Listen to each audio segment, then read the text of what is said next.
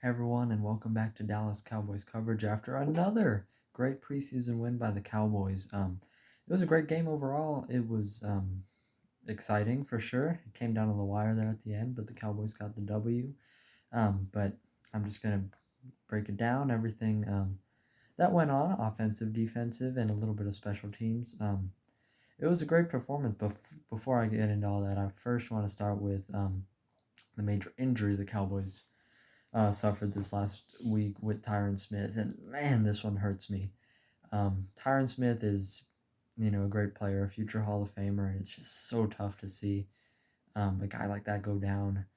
And with Tyron Smith, that's just been the story over the past few years. The injuries have really started to pile up, and he's missed games, and that's something I think we all expect. A couple, he's missed at least I think 3 games over, I think maybe the last 5 years now, which is fine. Even if you can have him out there for 10 games, even half of the season, that's huge for you. Tyron Smith is one of the best left tackles still in this league, and his impact is felt for the Cowboys everywhere, passing game, running game, just his leadership even in the locker room. And it's just tough to see a guy like that go down. A knee injury caused his hamstring to come off the bones. A really gruesome sounding injury. But the fact is, it's a torn hamstring, and he's going to be out for most of the season, if not all the season. I think the hope is that he'll return sometime in December, but that's tough.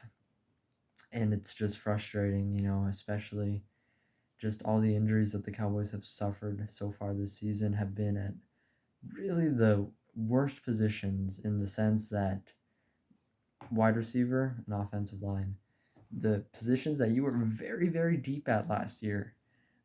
Let's just start with the offensive line. You had 3 starting caliber players in Tyron Smith, La'el Collins, and Terrence Steele.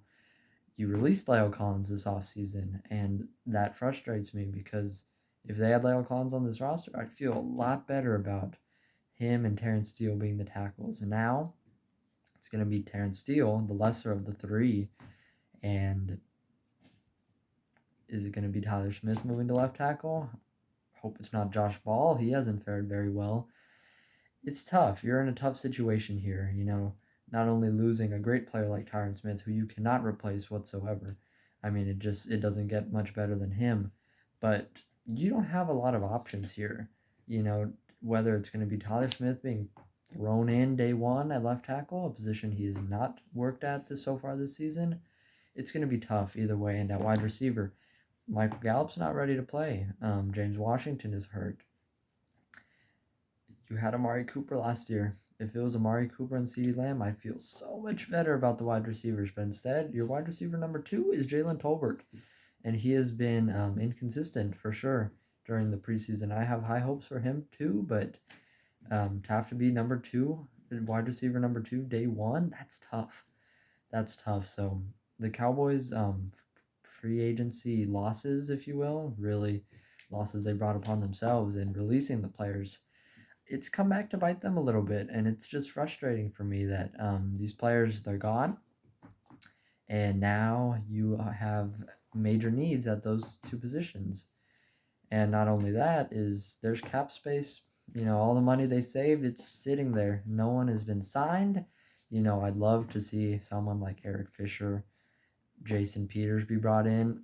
I don't have my hopes up that it'll happen, but I think it's something to look at for sure. I don't mind Tyler Smith starting at left tackle, but I mean, he's very raw coming out of college. We knew that already, and for him to be thrown in day one, that's not an easy it's not an easy ask. So I'd really like to bring in a veteran guy, at least to have to back him up, just in case he struggles, and just someone else to have on the roster just in case, because right now you are very thin at tackle. It's Terrence Steele, Josh Ball, again Tyler Smith. If he is moved, Matt, well, let's go. It's tough right now. So losing Tyron Smith, it's heartbreaking and it's frustrating. One of your cornerstone players, and just wishing him a speedy recovery. And we'll see what the Cowboys can do. So moving on from that, I'll try to get into a little more positive about the preseason game. It was a good game. especially defensively. The offense again was not great, but it's preseason. It doesn't bother me. But what we've seen out of the defense, and these aren't even the starters, I'm excited. So, I think the defense, and all these years we've been worried about the defense. It's the offense is okay, just worried about the defense. This year, I think it is the exact opposite. I have full confidence in the defense. I think it's really coming together and has incredible depth. The offense, I can't say the same. The offensive line struggled in the preseason. Again, that's the backups, but some of those guys might be the starters come week one. So, not sure how I feel about that. But so the offensive line shaky for sure, but wide receivers performed well. Brandon Smith had some nice grabs. Dennis Houston, I think, has played well. So these are guys, who knows? You might be seeing them get some action. So nice to see them performing well. Running backs, Malik Davis played great. Aaron Shampklin played very good this last preseason game. Unfortunately, the injury, I'll talk more about injuries at the little later in the video. But that has been very impressive. The running backs, three guys in Rico Dowdle, Aaron Champlin, and Malik Davis. I think they all stay on this team, whether on the team or the practice squad. You have three quality running backs right there, and I've really been impressed with that. Tight ends, Jake Ferguson has played very well. He's impressed me a lot. I think he'll be tight end number 2 behind Dalton Schultz, and who knows, maybe even tight end of the future, depending on what happens with Dalton Schultz's contract. And the guy I want to talk about specifically, Peyton Hendershot, had a great game, really his best of the preseason, and he's had a good preseason, but this one really, I think, was the cherry on top for him. I think he makes his team as tight end number 3. Sean McEwen being injured, maybe he's practice squad, maybe he goes to injured reserve. Either way, I think Peyton Hendershot is your number 3 tight end, and he was exciting. We saw the helmet cut come off, reminded me of another tight end that we all know very well, and Jason Witten. So exciting for the 2 rookies. I think they'll both see considerable playing time once the season comes as tight end 2 and 3. So it's just exciting to see them play well. So that's great for them. Moving on to the defense, 5 takeaways. It's awesome. It was awesome to see. The Cowboys since Dan Quinn came in, the takeaways have been incredible. I remember for years and years just hoping they could get something, an interception every once in a while. One of the worst teams in the league when it came to taking away the ball. But over starting last year, they have become the best. They were the best last year, and I would not be surprised if they followed it up again. I mean, you have your backups going against starters, too, for the Seahawks for some of the game, making excellent plays, and I'm really excited. Israel Mukuamu has been incredible. He's my preseason MVP, if you will. He's been great. 2 interceptions. He's made a lot of plays. He's been everywhere. If you look at the defense, it's Israel Mukuamu, and I think he makes his team. At the very least, the practice squad, but I don't want that because I'm afraid he gets claimed. I think he's been awesome. Markquese Bell, I think, also may make the team. He had an interception. I think he was my player of the game. He played really well. Juanyeh Thomas, I think a practice squad option, also had a game-sealing interception. That's 3 of them. Nashon Wright. The box score looked really good for him, but in the reality, he did struggle. He had that good interception, that I'll give that to him, but it was a rough offseason for him. The preseason just was not good. He had a lot of flags, a lot of blown coverages. It's not been what we'd hope to see out of him. A guy who I think was widely seen as a reach, a former 3rd-round pick, but many people had him as a 6th, 7th-round graded player. Dan Quinn liked him. They like their tall, lengthy cornerbacks, but he has not worked out so far. Obviously, just preseason, but if he couldn't get done in the preseason, I do not look to see him out there in the regular season. I think he still makes the team just because of the investment, and he's still very young. But we'll see. You never know. He did not have the best offseason, but did have the interception today, so that's one positive out of him. So that's the 4 interceptions. He also had a fumble recovery. I think that was Story Jackson that got on that one. A weird drop snap by Drew Lock. He catapulted it forward. Great play there. The defense as a whole was just very good all the way around. The secondary was excellent. The cornerbacks, safeties they made it happen, and a lot of those guys punched their ticket onto this team. The linebackers, nothing too noteworthy. We'll see who makes the team. Devin Harper, Malik Jefferson, just depth guys, really. Anthony Barr did have some playing time. I think he played fine in his just quick. He was out there maybe just a drive or two, just to sort of get acclimated with the team. He'll probably be a starter behind Van Der Esch and Micah Parsons, of course. So look for him to get some notable playing time week 1. I think that is your biggest pickup of the offseason. Don't know how I feel about that. Actually, I do. Not great. But look for him. I hope he can play well. So that's just, again, solidifying the defense. The defensive line also played well. Great pressure Sam Williams put on.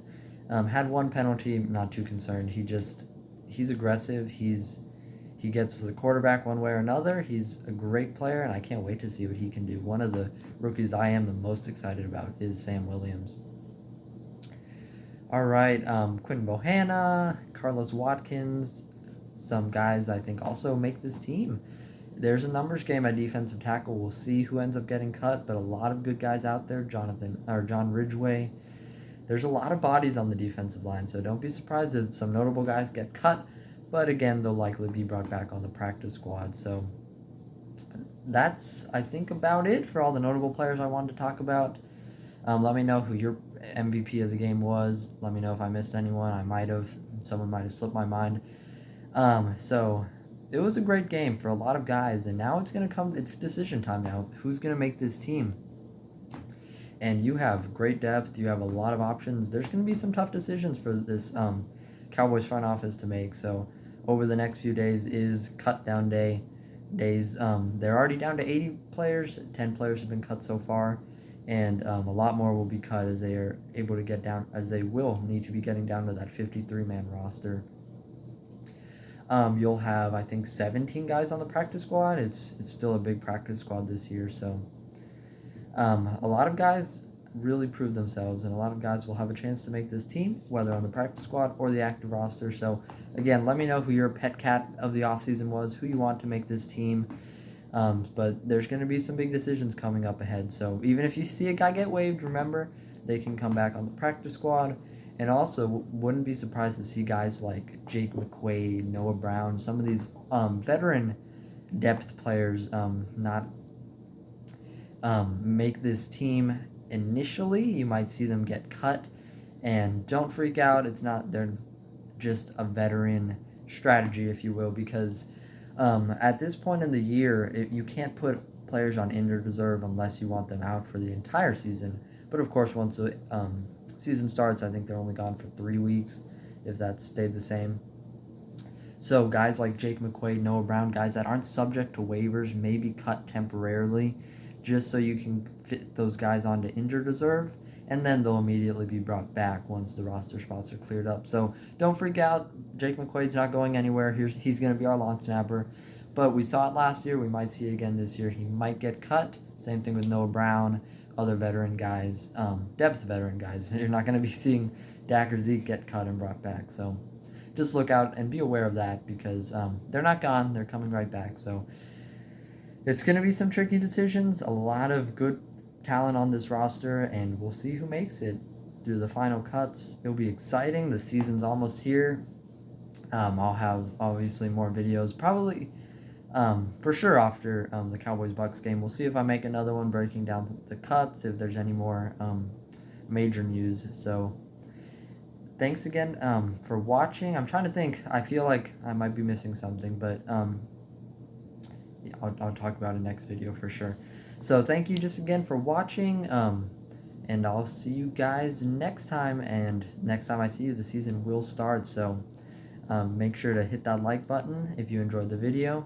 Make sure to subscribe for weekly content, maybe more, depending on what happens during the season. So this is exciting. Preseason is finally finished, and we're on to the real stuff. So thanks again for watching, and go Cowboys.